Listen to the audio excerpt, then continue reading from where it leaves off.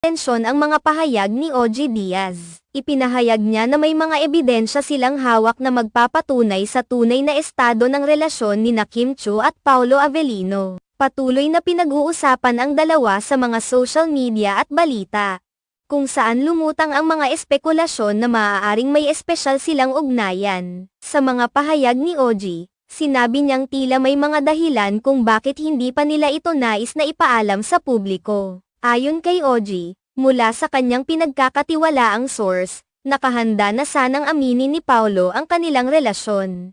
Ngunit, ipinagpaliban ito ni Paolo dahil hindi pa raw handa si Kim na ipakita ito sa publiko. Kaya naman, napagpasyahan nilang panatilihing lihim ang kanilang relasyon sa ngayon.